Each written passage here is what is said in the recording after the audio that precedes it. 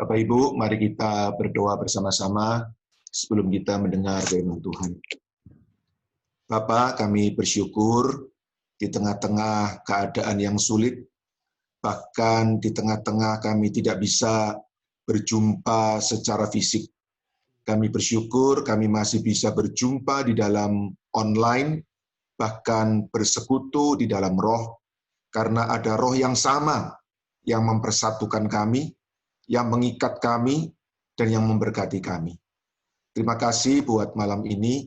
Kami bersyukur karena kami bisa menikmati hadirat Tuhan di tempat di mana kami berada.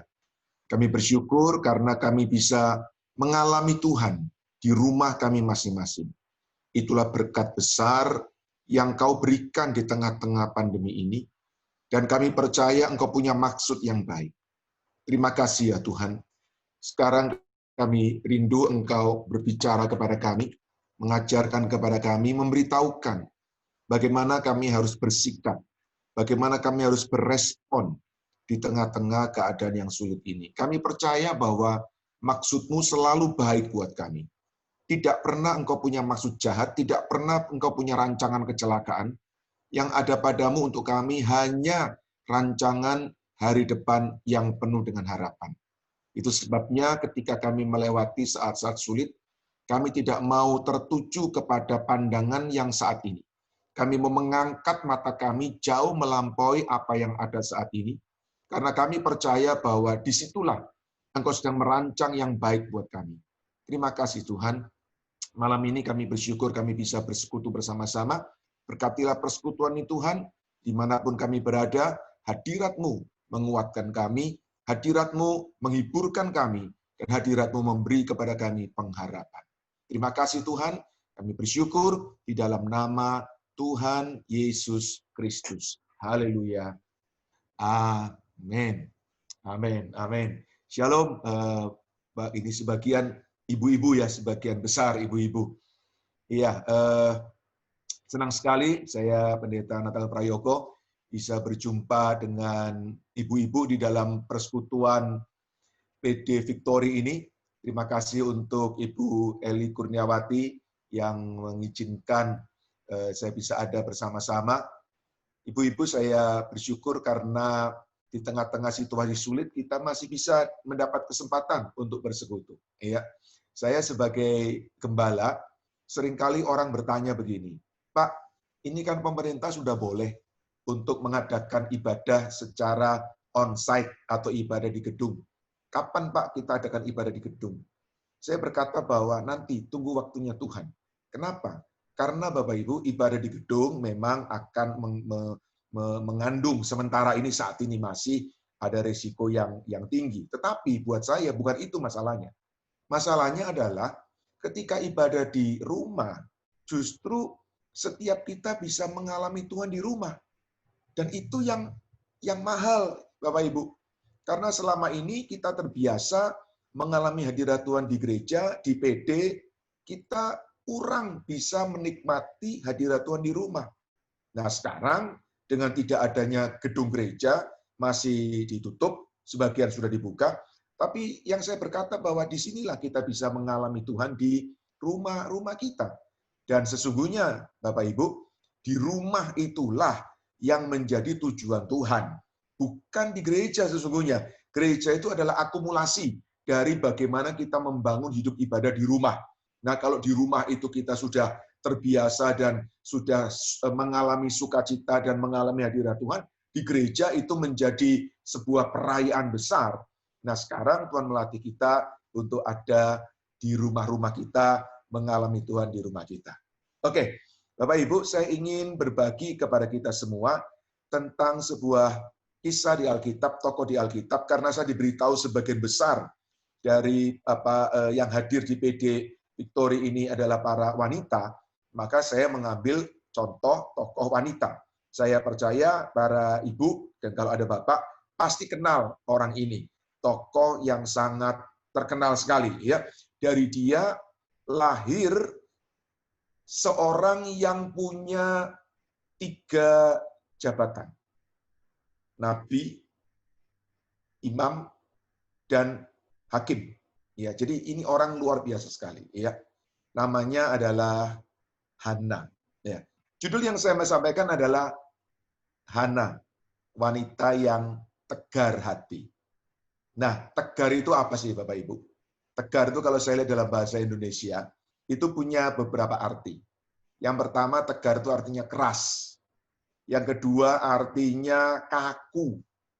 Yang ketiga, artinya tidak dapat diubah. Nah, tiga ini, waduh, nggak menyenangkan. Kalau tegar seperti ini, akan menjadi orang yang betul-betul merepotkan. Tapi ada arti keempat yang bagus. Tegar ini artinya tabah. Nah, inilah yang akan kita ambil. Bahwa Hana ini adalah seorang yang tabah. Nah, kita lihat berikutnya. Bagaimana di dalam hal apa dia tabah? Bapak Ibu, saya ingin menyampaikan sebentar kepada kita tentang bagaimana sih sikap kita ketika kita menghadapi persoalan. Bagaimana sikap kita yang seharusnya ketika kita menghadapi tantangan. Ya, 1 Korintus pasal yang ke-10 ayat yang ke-13, Bapak Ibu. Ini adalah prinsip Alkitab yang kita tidak boleh lupakan, yang harus menjadi pedoman di dalam menghadapi apapun, terutama keadaan-keadaan yang sulit di dalam hidup kita. Ya, saya ingin bacakan buat kita semua. 1 Korintus 10 ayat 13. Pencobaan-pencobaan yang kamu alami ialah pencobaan-pencobaan yang biasa, yang tidak melebihi kekuatan manusia, sebab Allah setia. Karena itu ia tidak akan dia tidak akan membiarkan kamu dicobai melampaui kekuatanmu. Pada waktu kamu dicobai, ia akan memberi kepadamu jalan keluar, sehingga kamu dapat menanggungnya. Nah, Bapak Ibu, ini adalah janji Tuhan atau pola Tuhan ya, yang diberikan kepada kita supaya kita bisa mengatasi tantangan yang ada di dalam hidup kita. Nah, ketika kita menghadapi masa sulit yang sekarang ini kita umpamakan, kita samakan dengan pencobaan, apa yang seharusnya menjadi sikap kita? Nah, beberapa hal ini saya sampaikan 5 hal yang kita coba untuk pahami ketika kita menghadapi situasi-situasi yang sulit. Kenapa, Bapak Ibu? Karena kalau kita tidak bisa melihat persoalan kita atau masalah kita dengan jeli, dengan jelas, maka semua itu akan menjadi menakutkan, mengerikan ya. Apalagi para Bapak Ibu, kalau kita ini terlalu sering mendengar ini ya, berita-berita di medsos, berita-berita yang tidak jelas, kita akan sangat tertekan. Nah, bagaimana menghadapi persoalan menurut 1 Korintus 10 ayat yang ke-13? Pertama, sadari bahwa yang kita lewati ini sesuatu yang biasa. Biasa artinya ini adalah masalah kemanusiaan yang semua orang mengalami. Jadi pandemi ini kan seluruh dunia, bukan cuma Indonesia, bukan cuma beberapa kota, seluruh dunia. Jadi kalau orang lain bisa, kita harus bisa. Itu kira-kira gampangannya seperti itu. Ya. Jadi mari kita meyakini bahwa ini sesuatu yang biasa. Biasa artinya begini, jangan dianggap remeh, jangan dianggap enteng, tapi juga jangan dibesarkan sedemikian rupa sehingga kita tidak punya kekuatan apapun. Jadi lihat sebagaimana orang lain menghadapi, ya ini biasa, saya juga menghadapinya. Yang kedua, percayalah bahwa semua hal dalam hidup kita itu melewati timbangannya Tuhan, tangan Tuhan. Jadi tidak akan melebihi kekuatan kita. Yang ketiga, kita harus menyadari bahwa kita punya Allah yang setia, yang tidak pernah meninggalkan kita, yang selalu mengamat-amati kita, dan Allah yang setia itu selalu memberi jalan keluar. Supaya apa? Supaya kita bisa menanggungnya. Nah, 5 hal ini harus kita ingat ketika kita menghadapi apapun. Ya, terutama di hari-hari yang sekarang ini memang begitu berat. Ya, Bapak Ibu, saya merasa bahwa memang tidak mudah. Tetapi kita punya Allah, dan saya selalu bilang kepada siapapun, saya bilang kepada jemaat, saya bilang kepada orang percaya, Bapak Ibu ingat baik-baik, kita punya Tuhan. Kita punya Tuhan. Jadi mari sama-sama kita katakan ya, di tempat kita masing-masing. Katakan, saya punya Tuhan. Saya punya Tuhan. Dan itu yang membedakan, ya. Yang membedakan kita dengan yang lain adalah karena saya punya Tuhan. Baik. Nah, 5 hal inilah yang bisa menjadi kekuatan kita menghadapi situasi yang memang tidak mudah pada hari-hari ini. Baik, sekarang kita masuk di dalam cerita tentang Hana. Bapak Ibu tentu tahu lah cerita tentang Hana. Hana ini ya punya suami namanya Elkana, dan suaminya sangat mencintai dia, tapi dia tidak punya anak, dan karena dia tidak punya anak, maka si Elkana ini mengambil wanita lain namanya Penina, dan dengan Penina si Elkana ini dan Penina punya anak. Nah, Hana ini sebagai pribadi yang sebetulnya dicintai oleh Elkana, ternyata dia menghadapi tantangan yang berat sekali. Dia menghadapi keadaan yang betul-betul secara manusia sangat tidak menyenangkan. Kenapa, Bapak Ibu? Karena yang dihadapi itu adalah tantangan setiap hari. Seperti yang sekarang kita hadapi ini. Kalau kita menghadapi kesulitan sesekali, misalnya anak mau ujian atau mau masuk ke perguruan tinggi, itu kan cuma sesaat. Misalnya ada orang tua yang sakit sesaat. Tapi yang dilewati Hana ini bukan sesaat. Yang dilewati Hana ini bertahun-tahun. Sama terus. Menjengkelkannya terus-menerus. Masalahnya sama terus-menerus. Orang bisa frustrasi, bisa depresi. Ya. Nah, mari kita lihat sebentar. Yang pertama, keadaan Hana itu bagaimana? Keadaan Hana, dia merasa dirinya adalah seorang yang gagal. Kenapa? Ya alasannya gampang sekali. Karena dia tidak punya anak. Dia tidak lengkap sebagai wanita. Dia tidak bisa mempraktekkan peran sebagai ibu. Bapak Ibu, pada zaman itu, tidak punya anak itu masalah besar sekali. Kalau zaman sekarang, ya orang tidak punya anak, ya masih berusaha atau ada medis, ya. Tapi zaman itu, orang tidak punya anak itu masalah besar. Pertama, itu menyangkut masalah status. Dia akan disebut sebagai seorang yang gagal karena dia tidak bisa menyatakan dirinya, yang saya tulis, tidak bisa lengkap sebagai wanita. Yang kedua, itu masalah keberhasilan. Tidak berhasil untuk membesarkan anak. Jadi ya bagaimana membesarkan anak, wong punya anak saja tidak. Jadi dia tidak bisa menunjukkan kepada orang lain bahwa dia adalah seorang wanita yang lengkap dan bisa berperan sebagai ibu. Yang ketiga adalah faktor ekonomi. Pada zaman itu, dan mungkin zaman sekarang sebagian kecil juga, orang masih percaya bahwa banyak anak, banyak rezeki. Ya, tapi kita semua tahu bahwa sekarang banyak anak, bisa banyak masalah, Bapak Ibu. Ya, tapi zaman itu, orang berkata bahwa banyak anak, banyak rezeki. Jadi kalau nggak punya anak, nggak punya rezeki. Lalu pada zaman itu, Bapak Ibu, kalau orang dalam sebuah negara, sangat penting sekali jumlah masyarakat. Kalau masyarakatnya kecil, kalau kaumnya kecil, gampang dimusnahkan, gampang dikalahkan. Jadi anak itu menjadi satu aset militer yang sangat penting. Lalu yang terakhir, anak adalah aspek kesinambungan. Yaitu kalau dia punya anak, maka dia bisa melanjutkan garis keturunannya. Nah, sampai di sini, Hana ini sama sekali nggak punya kesempatan. Dia betul-betul adalah seorang yang gagal.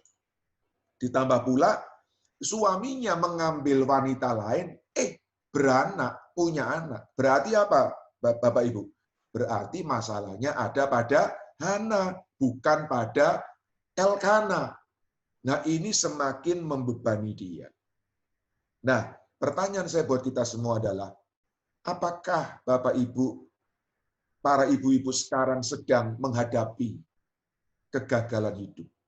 Menghadapi tantangan yang begitu besar, dan Bapak Ibu merasa, apakah saya mampu? Ya, banyak orang di PHK, banyak perusahaan sedang tutup, banyak usaha sedang bangkrut. Lalu Bapak Ibu berpikir, apa saya mampu ya bertahan di tengah-tengah keadaan ini? Nah, kalau Bapak Ibu mengalami keadaan demikian, saya bilang kepada kita, Bapak Ibu tidak sendirian, karena ada seorang yang bernama Hana yang mengalami. Oke, sekarang yang kedua. Apa keadaan Hana yang kedua? Yang kedua, dia hidup tertekan.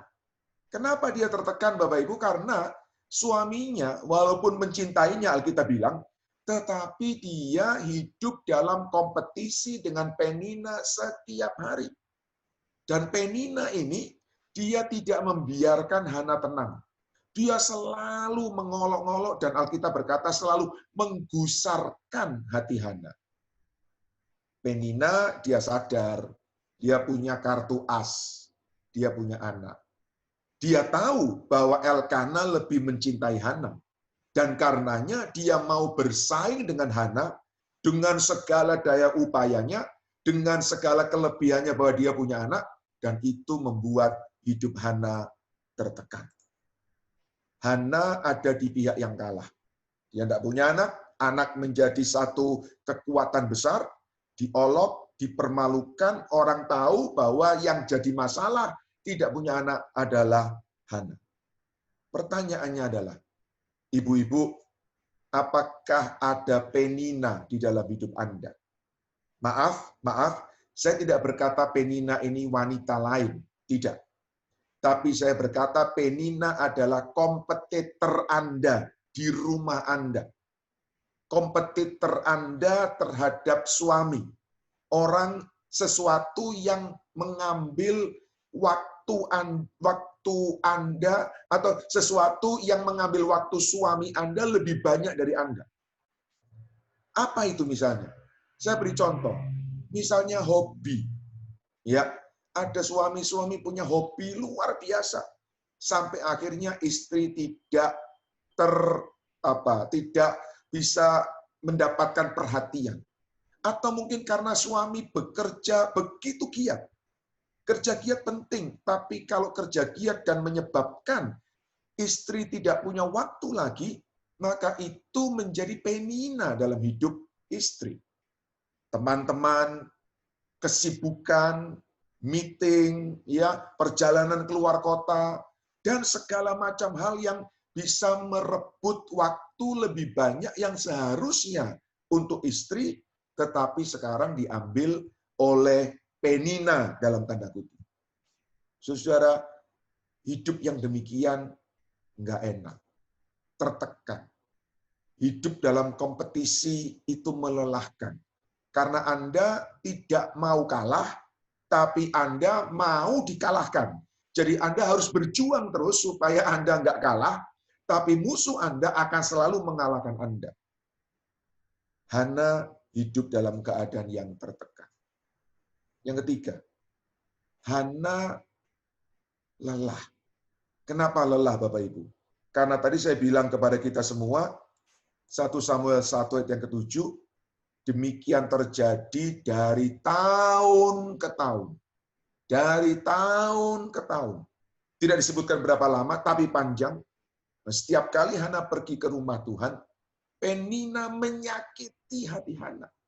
Sehingga ia menangis dan tidak mau makan. Hana mengalami keadaan bertahun-tahun. Air mata terus mengalir. Doa tanpa jawaban. Saya percaya Hana berdoa, Tuhan kasih anak dong, Tuhan kasih anak. Kau lihat aku dipermalukan, diolok, diejek, Tuhan tolong. Saudara, Bapak Ibu, apakah Anda mengalami keadaan seperti ini? Apakah Bapak Ibu mengalami keadaan doa yang tanpa jawaban? Ini sesuatu yang berat, sesuatu yang melelahkan. 3 hal yang dialami oleh Hana. Pertama, dia merasa gagal. Yang kedua, dia tertekan. Dan yang ketiga, dia lelah. Tetapi saya ingin mengajak kita, Bapak Ibu. Kalau kita membaca buku, itu jangan berhenti di bab-bab pertengahan. Karena bab pertengahan itu bukan akhir dari cerita. Kalau saya baca buku, saya senang membaca dari akhir. Kenapa? Karena kalau dari akhir saya tahu akhirnya itu bagaimana. Begitu, ya. Saya sesekali 2 kali saya suka nonton film, ya, nonton bioskop dengan anak istri saya. Tapi saya bilang sama mereka, saya mau nonton bioskop, nonton film, yang saya sudah tahu ceritanya. Orang suka mengolok saya. Loh, nonton film kok mau cari yang sudah tahu ceritanya? Saya bilang, iya. Kalau saya nonton film yang sudah saya tahu ceritanya, saya tidak stres. Kalau tokohnya digebukin, kalau tokohnya mengalami masalah, saya tidak ikut stres. Saya tahu akhirnya tokoh itu pasti menang. Saya tahu akhirnya tokoh itu pasti juara. Tapi kalau saya tidak tahu ceritanya, kalau dia sedang digebukin, saya ikut jengkel. Kalau dia sedang dikhianati, saya ikut ngamuk. Dan karena itu saya juga kadang-kadang melihat ada banyak orang nonton film, nonton gambar mati, tapi ikut nangis, ikut jengkel, ikut marah. Kenapa? Karena ada tokoh di situ yang menjadi idolanya sedang mengalami keadaan tidak baik. Nah, saya ingin bilang kepada kita semua, Bapak Ibu, ikut Yesus itu, lihat di akhirnya. Karena memang perjalanannya ini memang liku-liku. Tuhan memang nggak pernah janji kepada kita karpet merah, jalan selalu terbuka, padang bunga, taman bunga, tidak. Tapi Tuhan janji kepada kita bahwa pada akhirnya yang akan kita terima adalah hari depan yang penuh dengan harapan. Nah, ayo kita lihat ke sana. Angkat mata iman kita ke sana. Jangan hanya melihat seri-seri ya pandemi ini tiap-tiap hari. Beberapa waktu yang lalu, ibu-ibu, bapak-ibu, saya suka mengikuti. Ini pandemi ini, berapa orang yang kena, berapa orang yang sembuh, berapa orang yang meninggal. Lama-lama saya stres sendiri. Lama-lama saya bilang begini, waduh, kalau saya ikut keadaan seperti ini, saya ikut jadi stres juga. Jadi saya nggak pernah mau lihat itu lagi sekarang. Yang saya percaya bahwa Tuhan bekerja di pandemi ini untuk mendatangkan kebaikan. Itu yang saya tahu. Bagaimana kebaikannya, saya tidak tahu. Bentuknya seperti apa, itu bukan urusan saya. Yang cuman saya tahu adalah, kalau Tuhan janji mendatangkan kebaikan, dia pasti mendatangkan kebaikan. Nah, kalau itu menjadi tekad kita, seperti Hana, maka kita bisa melewati hari-hari kita yang mungkin panjang, melelahkan, dan berat, tetapi dengan sebuah semangat. Dan ini penting sekali buat kita. Bapak Ibu, tidak ada orang yang tahu kapan masalah ini selesai. Pandemi ini selesai. Hanya Tuhan yang tahu. Tapi kita semua sadar bahwa ini bukan perjalanan pendek. Ya, bahkan kita semua tahu bahwa ini adalah satu perjalanan yang bisa sampai akhir tahun nanti. Tapi udahlah, jangan lihat akhir tahunnya, wah masih panjang, wah bagaimana. Lihat saja, percaya saja bahwa pada akhirnya yang terjadi hanyalah kebaikan yang Tuhan berikan kepada kita. Kenapa? Karena itu yang Tuhan janji. Dia janji bahwa dia selalu memberi kepada kita hari depan yang penuh harapan. Oke, sekarang kita kembali kepada Hana. Apa yang menjadi sikap Hana? Karena itu penting sekali, Bapak Ibu.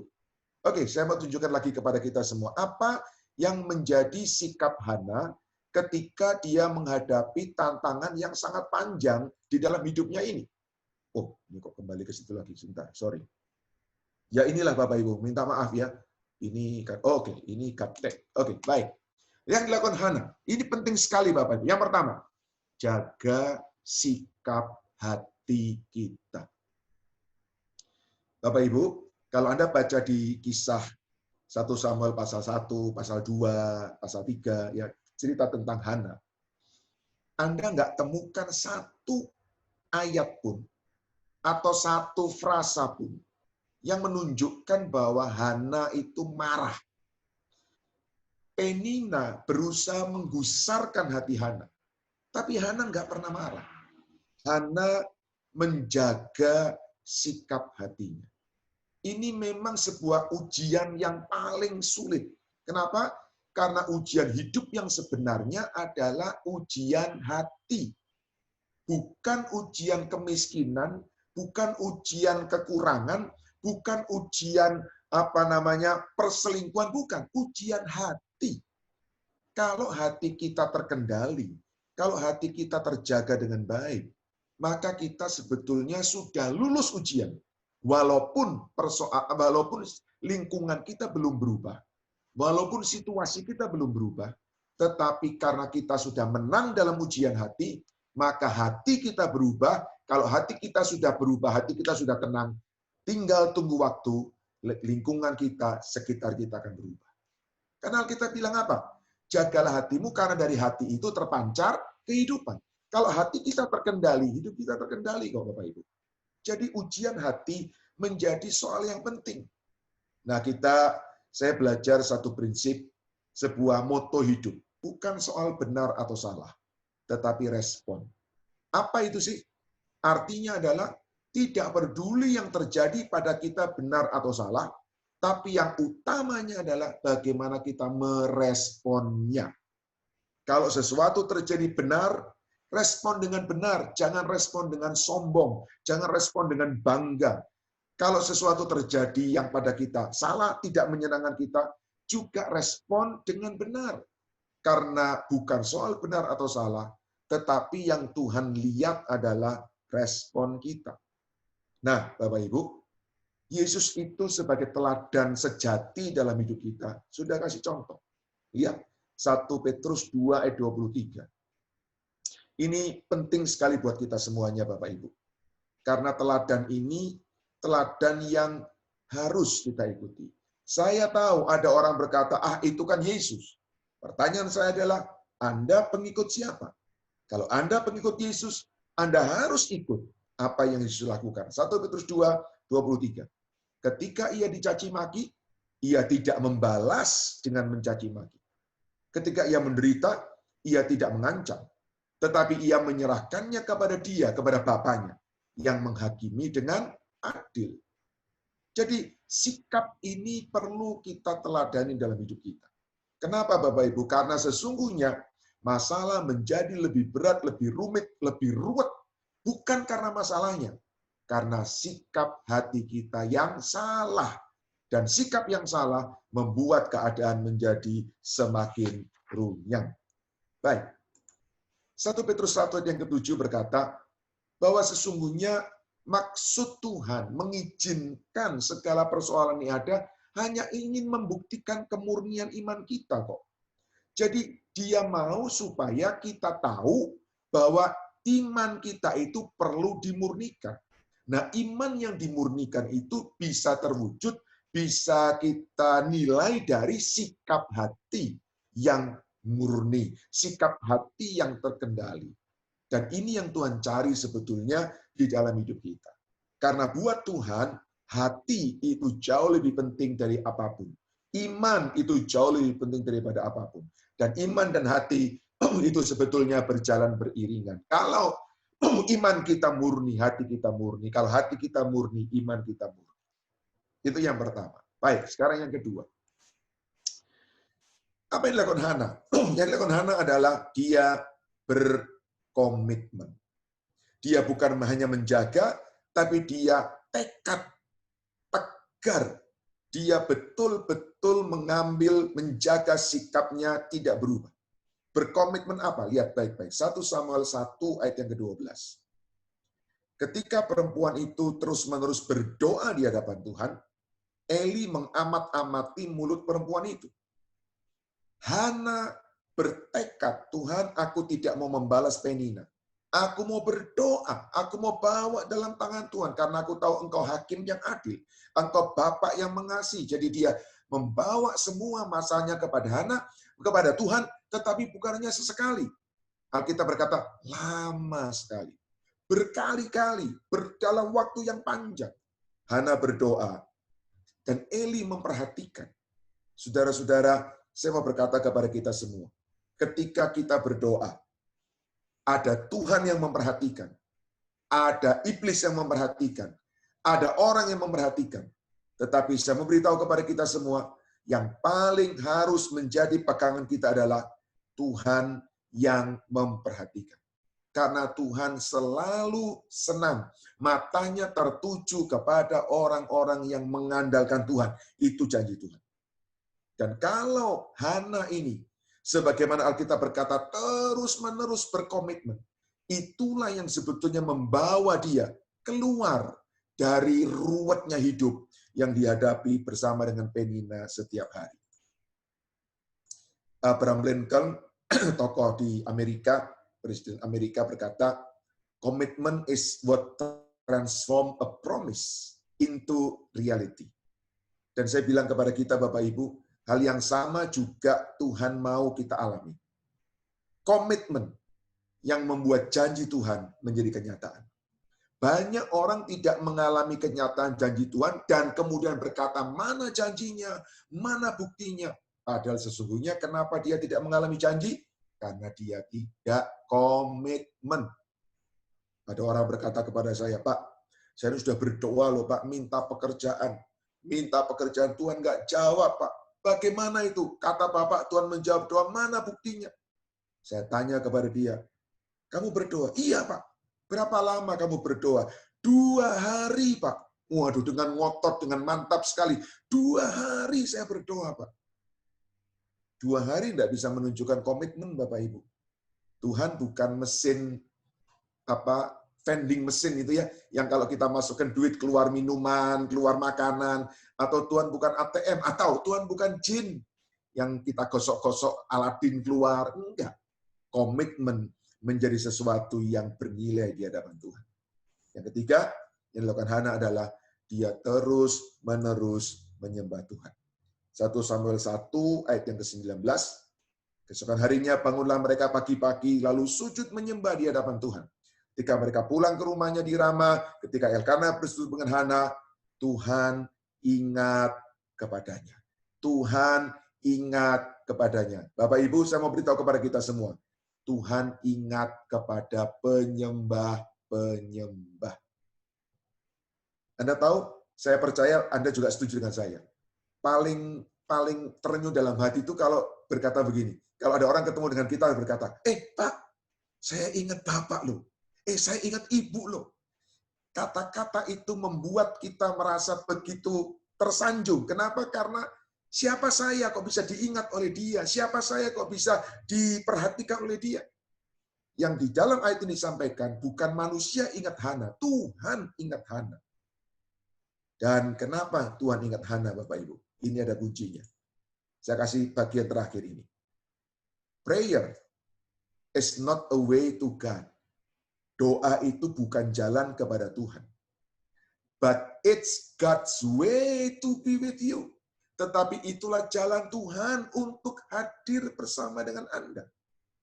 Jadi, kalau Anda ingin Tuhan hadir dalam hidupmu, berdoalah. Kalau Tuhan ingin hadir dalam hidupmu, kalau engkau ingin Tuhan hadir dalam hidupmu, berdoalah. Saudara, doa luar biasa. Menyembah Tuhan, berdoa, itu luar biasa. Nah, hari ini saya percaya Tuhan mau kita lebih banyak berdoa. Jadi, 3 hal yang dilakukan oleh Hana. Yang pertama, jaga sikap hati. Yang kedua, berkomitmen terus-menerus, tidak membalas kejahatan dengan kejahatan, tidak mendendam, tidak mendengki, tidak memelihara sakit hati. Dan yang ketiga, menyembah, berdoa dengan sungguh-sungguh. Akibatnya apa? Tuhan ingat Hana. Hasilnya, ini Bapak Ibu, ini luar biasa. Saya senang sekali dengan ayat ini. Saya percaya Tuhan tidak pernah membiarkan anak-anaknya. Itu saya percaya. 1 Samuel 2 ayat 21. Dan Tuhan mengindahkan Hana. Bahasa Indonesianya pakai kata mengindahkan. Mengindahkan itu berkenan, ya, mengindahkan itu menerima, gitu ya kira-kira ya. Sehingga dia mengandung dan melahirkan 3 anak laki-laki dan 2 anak perempuan laki, 5 anak. Ya. Sementara itu makin besarlah Samuel yang muda di hadapan Tuhan. Yang jadi perhatian saya bukan anaknya. Bapak Ibu, jangan bicara tentang hasilnya atau mujizatnya. Pasti terjadi. Yang selalu saya ingin kita perhatikan adalah prosesnya. Nah, perhatikan baik-baik ini. Tuhan mengindahkan Hana. Bahasa Inggrisnya bagus. Indeed, sebenarnya, the Lord visited Hannah. Tuhan itu mengunjungi Hana. Coba bayangkan. The Lord came to Hannah. Tuhan itu datang kepada Hana. Dengar ya Bapak Ibu ya.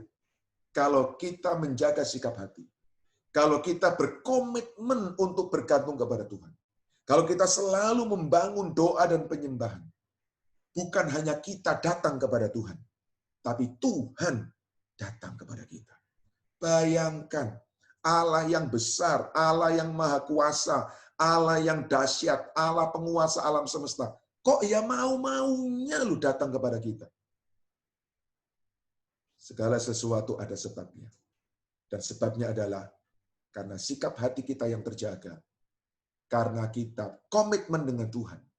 Dan karena kita senang untuk berdoa dan menyembah. Bapak Ibu, perjalanan tantangan kita ke depan masih panjang. Tapi jangan takut, jangan khawatir. Tidak akan melampaui kekuatan kita.